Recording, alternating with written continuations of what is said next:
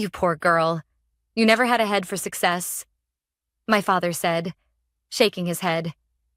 His words echoed in my mind long after he'd said them.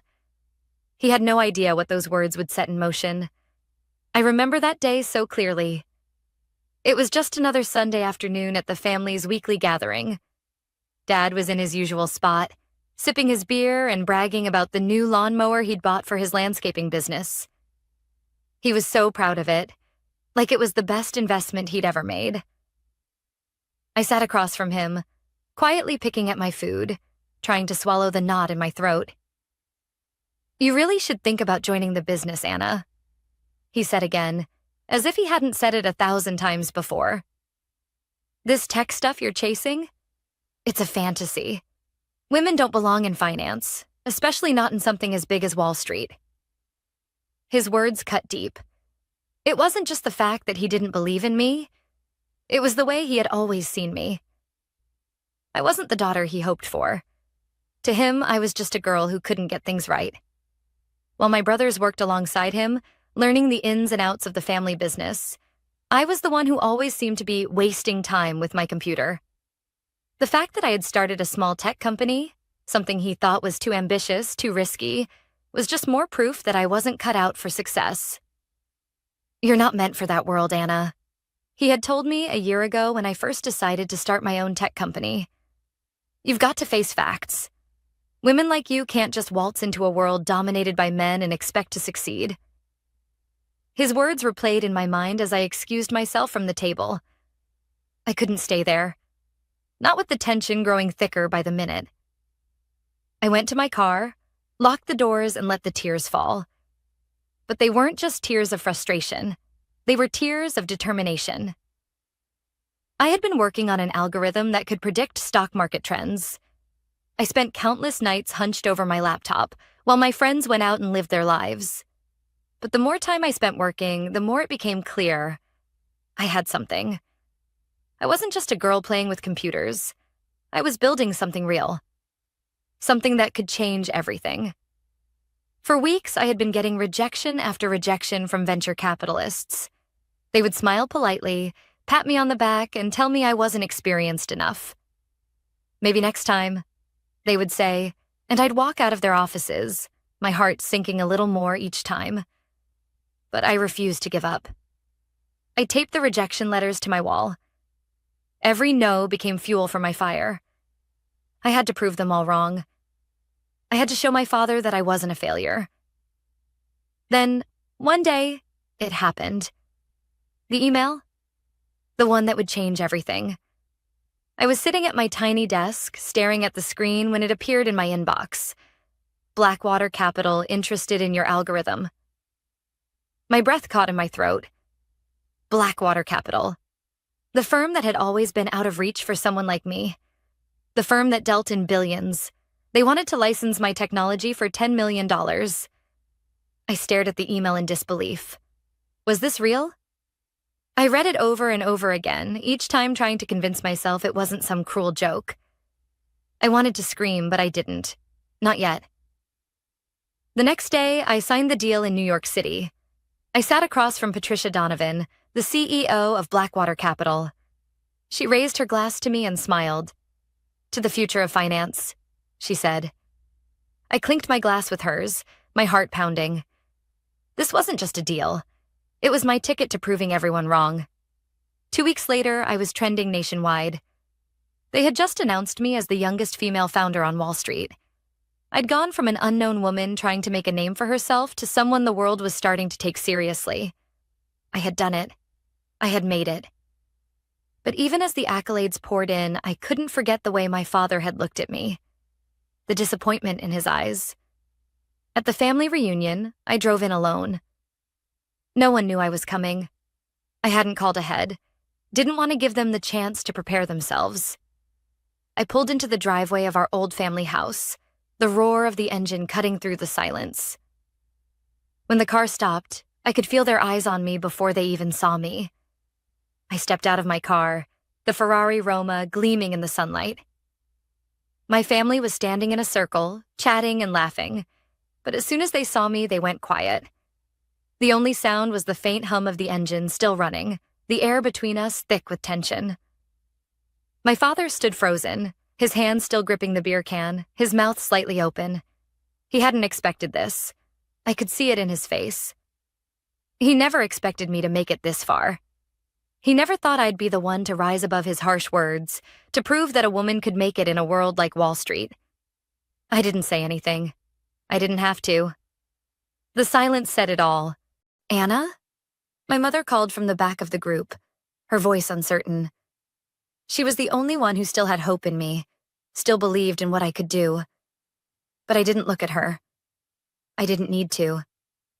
I was standing in the place I had once wanted to prove myself, on my own terms. My father finally cleared his throat, breaking the silence. What's all this?" he asked, trying to mask his surprise with indifference. "I'm just here to visit," I said quietly, "and to show you I didn't fail."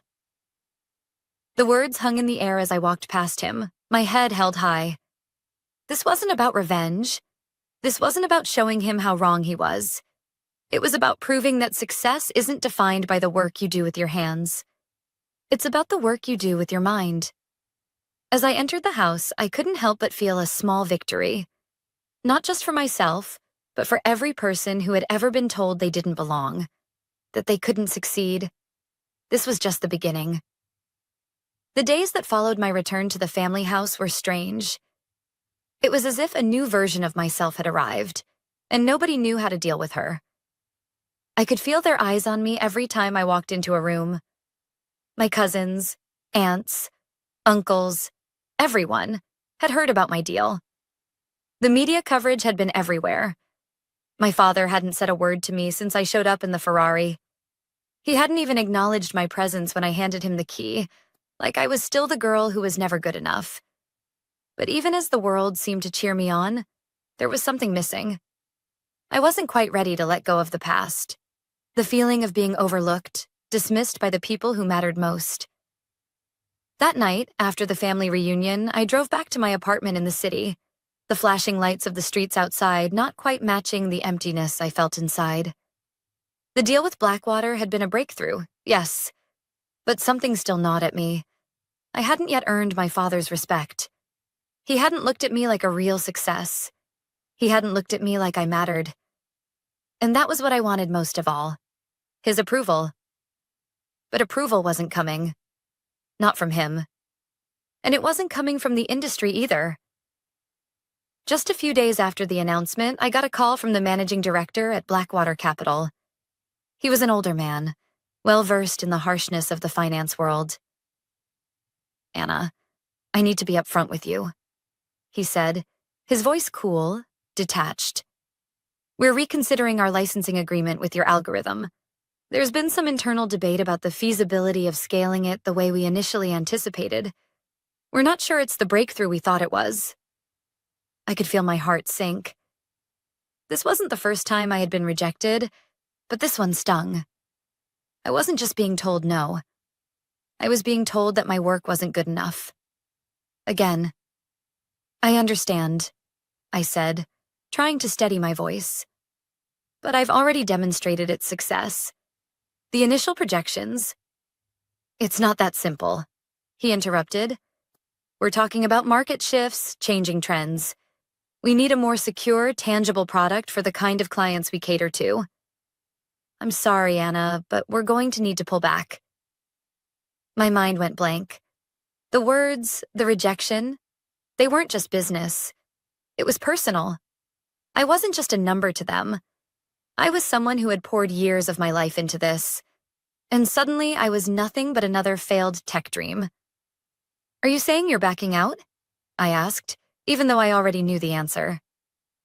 "Look, Anna, I think you've got potential, but you've got to prove it in a different way," he said. "This isn't the right time. Maybe next year if you have a more refined product. But for now, this is where we stand." I hung up the phone, my hand trembling slightly. I sat there for what felt like an eternity, staring at the blank wall in front of me. It wasn't fair. I had worked harder than anyone. I had sacrificed everything to get here. And yet, It wasn't enough. I tried to shake it off. I told myself it wasn't the end. This was just one setback, and there would be more. But the feeling of being rejected, again, was suffocating. I didn't sleep that night. I spent hours researching every aspect of my algorithm, every potential weakness, every flaw. I ran it through new simulations, adjusted the code, and tried again and again to perfect it. I wasn't going to give up. I couldn't. The idea of having my father, having everyone, be right was unbearable. The next morning, I woke up to an email from one of the junior analysts at Blackwater. He was apologizing for the rejection, stating that it wasn't about the potential of my work, but the timing. That gave me a little hope. Maybe there was a chance to salvage the deal after all. I wasn't going to let the narrative of my failure become the story of who I was. But as the days went on, that lingering feeling of inadequacy didn't fade. The rejections kept piling up. Another firm turned me down. A second one said my product wasn't scalable. I was starting to feel like I was running in circles, trying to get somewhere but not getting any closer to the finish line. It was beginning to feel like the world was conspiring against me. And yet, somehow, my father's words from all those years ago kept coming back to me, echoing in my mind like a bitter truth. You never had a head for success. I knew what he meant. He had spent his life building his landscaping business from the ground up, using sweat and grit to create something tangible. I, on the other hand, was trying to create something invisible, something that wasn't even understood by most people. Was he right? Was I just chasing a dream that wasn't meant to be? But deep down, I knew something else. I had come too far to quit now. I had spent too many sleepless nights, too many hours alone in front of my computer, to let this be the end.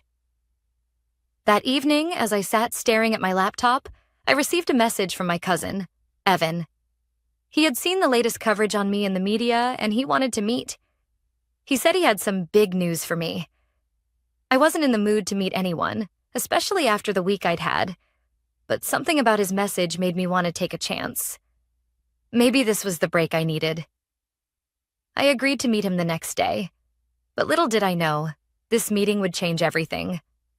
The next day, I met Evan at the cafe downtown.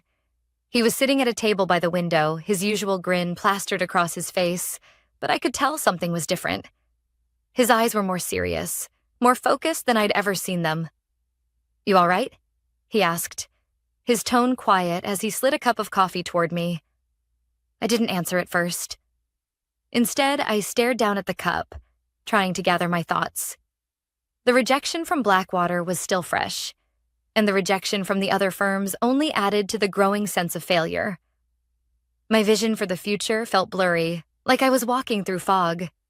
I couldn't shake the feeling that I was at the edge of something, maybe even the edge of losing it all. I'm fine," I said, forcing a smile. "Just a little tired." Evan raised an eyebrow. He wasn't buying it. He leaned forward, looking at me with the same concern he'd had when we were kids, when we would stay up all night talking about our dreams, never thinking they wouldn't come true. We'd promised each other that we'd make it, that we'd show everyone we weren't just products of our small town. "You sure?" he pressed. "You don't look fine. You look like someone who's about to give up." The words stung, but he wasn't wrong. That's exactly how I felt. The weight of the world, of every rejection, every doubt, every voice that said I couldn't do it felt suffocating. My father's words haunted me. Maybe he was right. Maybe I didn't belong here. Maybe I wasn't cut out for success. I exhaled, my shoulders heavy. It's just been a rough week. I've had so many people telling me no. Maybe they're right, Evan. Maybe I've been chasing a dream that was never meant to be. Evan's eyes softened and he leaned back in his chair. "Anna, listen to me. You're not the same person who started this journey. You've learned more in these past months than some people learn in their entire careers. If you quit now, it's not just about the business. It's about everything you fought for. You can't just let it go because a few people don't believe in you." His words hit me harder than I expected. But he was right. This wasn't just about tech or money. It was about proving something deeper to myself. I had come so far, fought so hard. And the idea of giving up now, of letting everything go because of a few setbacks, was devastating. What if it's just not enough? I whispered, my voice barely audible. Then you make it enough, he said firmly. You're stronger than this. You have the power to turn this around. His belief in me was the push I needed. I took a deep breath, wiped my face, and nodded. You're right. I'm not going to let them win. I've worked too hard. Evan smiled, the familiar glint of mischief returning to his eyes. That's the Anna I know. Now, about the big news. I raised an eyebrow. What's that? I've been talking to a couple of investors who actually get what you're doing. They see the potential. They think your algorithm can still be a game changer. They just want to help you rework it, build it into something more solid. They're ready to back you up if you're in. My heart skipped. Are you serious? He nodded. This could be the break you need. These guys are legit. They're not afraid of taking a chance on something new, even if it's a little risky. I sat back, processing the news. The words game changer echoed in my mind. I had been looking for validation from the wrong places, waiting for the big players to see what I was capable of. But maybe I didn't need them. Maybe this was the opportunity I had been waiting for. I'm in, I said, more sure of myself than I had felt in weeks. I'll take it. Evan smiled, relieved. I knew you would. You've got this, Anna. You just need to trust yourself. As we finished our coffee, I started to feel the weight lifting. It wasn't going to be easy. It never was. But I had one thing those other firms didn't: belief in my vision. I didn't need them to tell me I was capable anymore. I had come this far on my own, and now I was going to prove it.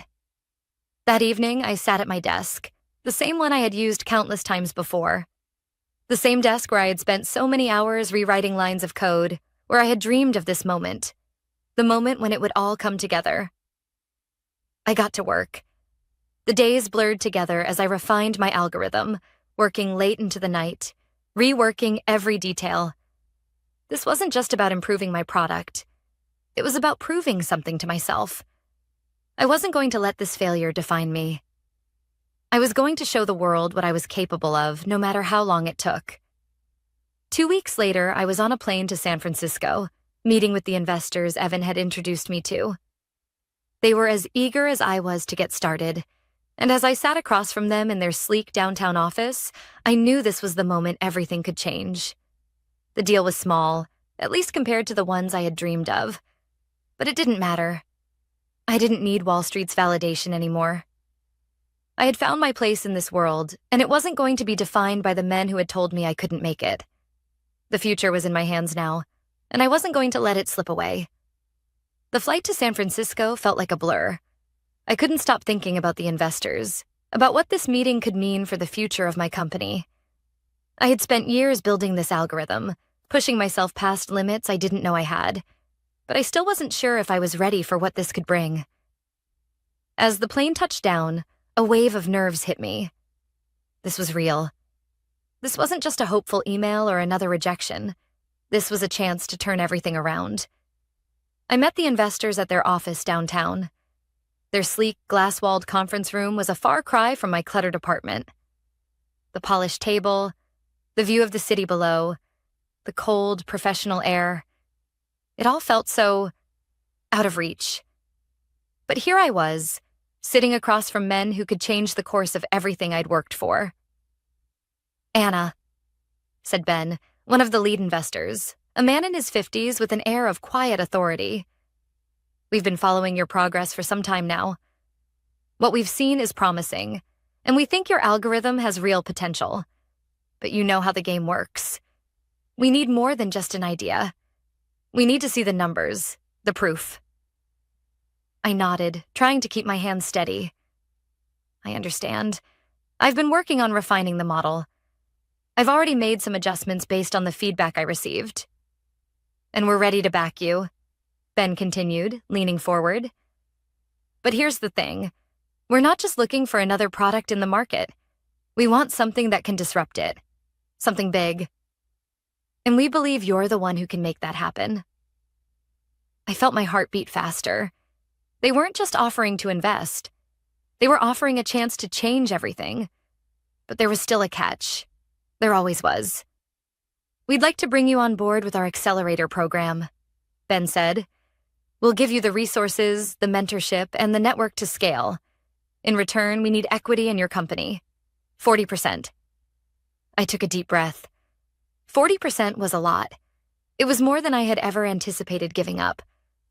But the value they offered, their experience, their connections, could help me take this to levels I hadn't even dreamed of.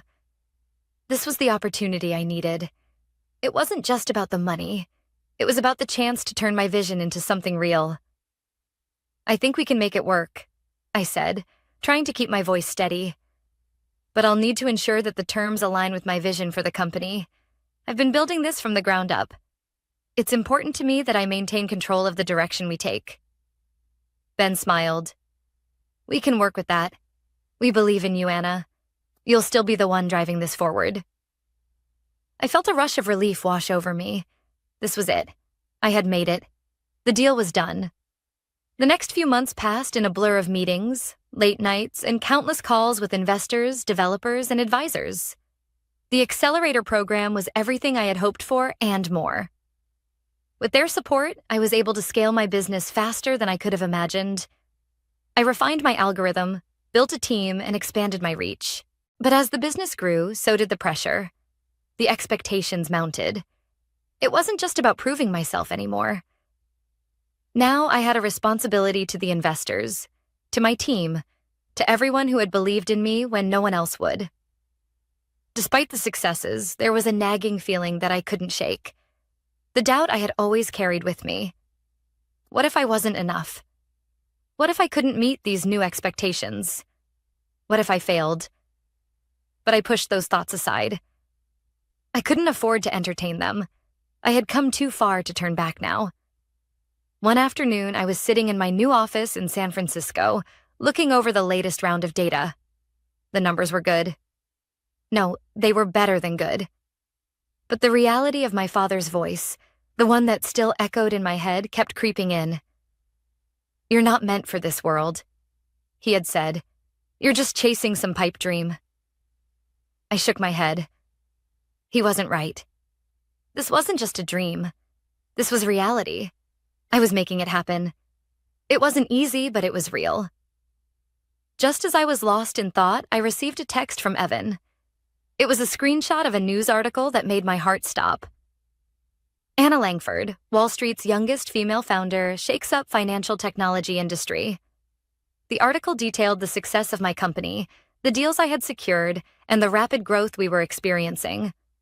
It was the kind of media attention I had only dreamed about. My phone buzzed with congratulatory messages from people I hadn't heard from in years. Investors, family, old friends. But it was the message from my mother that hit hardest. "I knew you could do it, Anna. I'm so proud of you." It was the first time in my life I felt like my mother really understood what I had been trying to do. She had always been supportive, but her quiet belief in me had always been overshadowed by my father's dismissal. Now, for the first time, I felt like my mother saw me. She saw me for what I had become. Not just the girl trying to make it, but the woman who had. I spent the next few days working tirelessly, trying to prepare for the next big pitch. Investors were lining up, eager to get in on the ground floor.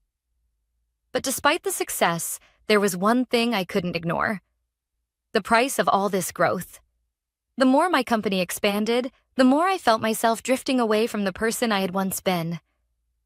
The person who wanted to prove herself to her father, to her family, to the world. The further I moved into the spotlight, the more I wondered if I was still the same person who had started this journey in the first place. I had everything I'd ever wanted: the validation, the success, the money. But was it enough? And then, out of nowhere, my phone rang. It was my father. "Anna, he said, his voice gruff. I've been thinking about you, and I think we need to talk. I stared at my phone, my father's name flashing across the screen. My heart beat faster with each passing second. For the first time in years, I found myself hesitant to answer. What did he want? After everything, after my success, why was he calling me now? I took a deep breath and swiped the screen. Dad, I said, my voice steady but guarded. Anna, he began, his tone softer than I expected. I've been thinking a lot about what you've been doing, about your company, and, well, I wanted to talk. I leaned back in my chair, the tension rising in my chest. About what? I want to see you, he said. It's time we had a conversation. A part of me wanted to say no, to hang up and ignore whatever he had to say. But another part of me, the part that had been trying to prove myself to him for years, knew that this conversation was inevitable. It was time for the reckoning. Okay, I said, my voice barely above a whisper. When? Tomorrow, he replied. I'll be at your place. We need to talk face to face. I agreed, though a knot formed in my stomach. The last time we'd had a real conversation like this, it hadn't ended well. I knew this wouldn't be any different. The next day, I paced around my apartment, trying to steady myself. I couldn't stop replaying the last conversation I'd had with him in my mind, the one where he told me I wasn't cut out for success. It was his voice that echoed the loudest in my head, not the success I'd worked so hard for. When the knock on the door came, I was ready. I opened it, and there he stood, my father. The same man who had made me feel small my entire life. But now, he wasn't just the father I had struggled to live up to. He was the man who had finally come to terms with the fact that I had done it without him. Anna, he said, his voice hesitant as he stepped inside. It's been a while. Yeah, I replied, trying to keep my tone neutral. It has. We sat down in the living room, the silence between us thick and uncomfortable. I could feel the weight of everything unspoken between us. The years of frustration, the disapproval, the missed opportunities for connection. Finally, he spoke. I've been watching you. The articles, the interviews. You're making waves, Anna. Bigger ones than I thought were possible. I stayed silent, unsure of how to react. The praise was unexpected. It wasn't the kind of praise I had dreamed of coming from him, but it was praise nonetheless. I wanted to believe it meant something, but a part of me wasn't sure. You've done well for yourself, he continued, his eyes searching mine. I can't deny that. I wanted to say something that would acknowledge his words, but it felt like the moment had passed. The sting of his past remarks was still fresh. He'd told me, time and again, that I would never succeed. Now he was saying the opposite. Was this his way of admitting he was wrong? But I still don't understand what you've done, Anna, he added, his voice growing more serious. I've spent my whole life building something real, something tangible. He paused, looking for the right words. You've built a company, yes, but it's not real to me. It's numbers on a screen. You can't touch it. You can't feel it like I could feel the sweat on my brow after a long day of work. That's real, Anna.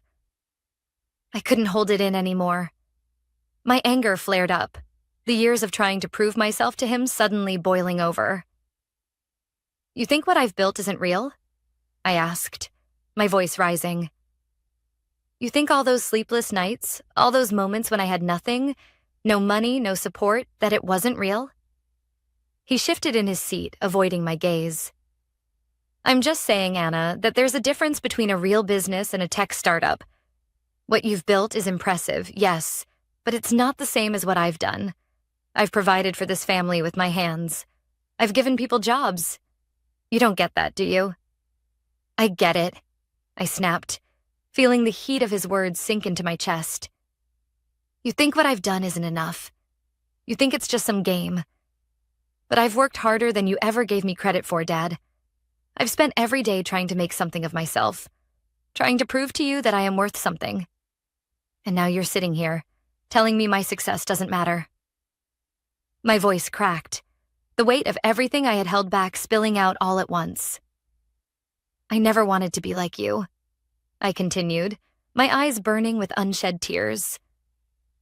"I didn't want to be stuck in a job where I had to break my back just to get by. I wanted more, and now I have it. I didn't need your approval. I never did." My father was silent, his eyes locked on me, his face unreadable. For a moment, I thought he might leave, might walk away from me again like he always had. But instead, he stood up and walked over to the window. He stood there for a long time, his back to me, staring out into the city. I could see his hands clenching into fists, his jaw tight. Then, without turning around, he said, "I was wrong, Anna." The words hit me like a punch to the gut. My heart skipped a beat as I processed what he was saying. "I was wrong," he repeated, his voice thick. "I never should have doubted you. I should have believed in you. I should have been proud of you from the start. I'm sorry." For the first time in my life, I felt a weight lift off my shoulders. My father had said the words I had longed to hear, but I didn't know how to react. Part of me wanted to say something, but I couldn't. I didn't know if I could forgive him for all the years of doubt, all the times he had told me I wasn't good enough. But I knew this was a turning point. Not just for him, but for me. I wasn't the girl I had been when I left Charleston. I had proved to myself that I was capable, that I was enough. I stood up slowly and walked over to him, standing beside him at the window. "Thank you," I said quietly, "for saying that." He nodded, his face softening as he looked out at the city. "I don't know if I can fix everything I've done, Anna, but I'm going to try. And I'm proud of you. I really am." And for the first time in years, I believed him. It had been a few weeks since my conversation with my father, and I couldn't shake the feeling that things had shifted between us. It wasn't an immediate change. He still had his pride, still saw the world through the lens of his own experiences, but something had softened, and that made all the difference. I had returned to San Francisco after our talk, diving back into the day-to-day grind of running my company.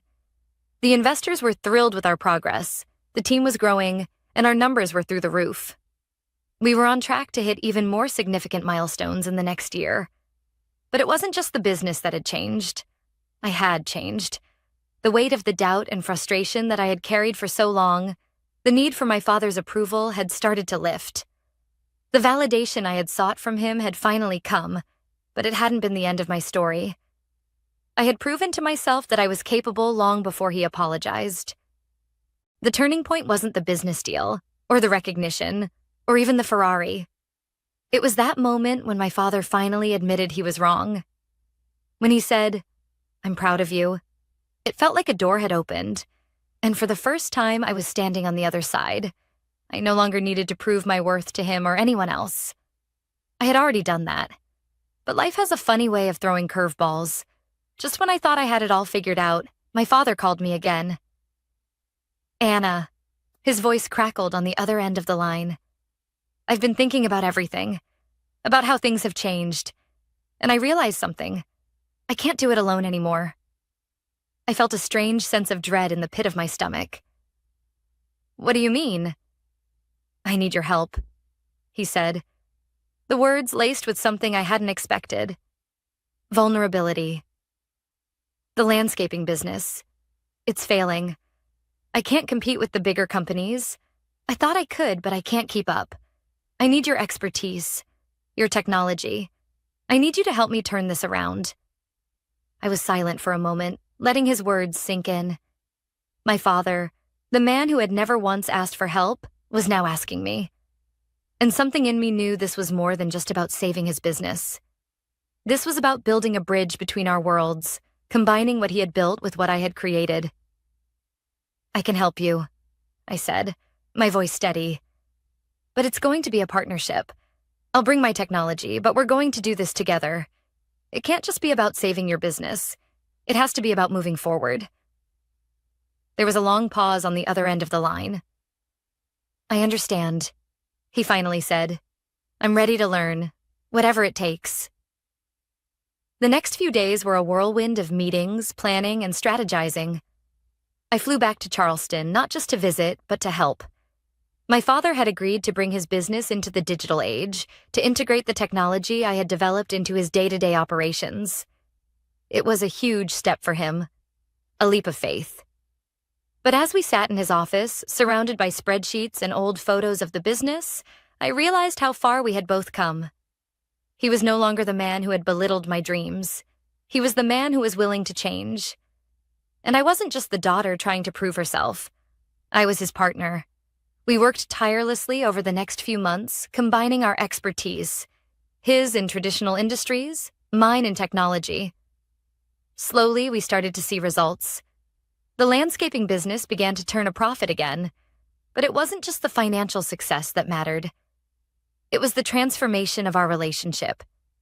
It was the trust we had built, the understanding that had grown between us. One day, as we sat in his office reviewing the latest numbers, my father looked up at me.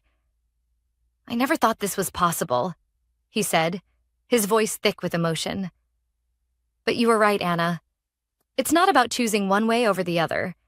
It's about combining the best of both worlds. I smiled, feeling a deep sense of satisfaction. I'm glad you're seeing that, Dad. As we continued to grow the business, I found myself at the forefront of something new. Not just a financial technology startup, but a company that merged the traditional with the modern. We were making the landscape industry more efficient, helping local businesses thrive, and creating jobs in the process. My father's legacy was intact, but now it was something that could be passed on to the next generation. A few months later, we held a launch event to announce our new business model. It wasn't just a company-wide celebration. It was a family celebration. My father, who had once dismissed everything I did, was now standing beside me, proudly presenting our new direction to the world. I never imagined I'd be here, he said in front of our employees and investors, his voice loud and clear. But I've learned a lot from my daughter. It's time to embrace the future, and that future is now. I watched him as he spoke, a small but genuine smile on his face. It wasn't the approval I had once longed for. It was something far more meaningful, a mutual respect built on years of struggle, growth, and ultimately understanding. As we wrapped up the event and people began to mingle, I felt my phone buzz. It was a message from my mother. Your father's still not great with words, but he's proud of you. He just doesn't know how to say it.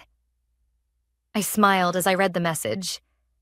It wasn't the words I had waited so long to hear, but it was enough. It was a reminder that sometimes the most important things are the things left unsaid. As I walked outside to join the rest of the team, I saw my father talking to some of the employees. His back was straighter, his posture more confident. The man who had once told me I wasn't cut out for success was now leading his company into a new era. And for the first time, I didn't need to prove anything to him. I had already done it.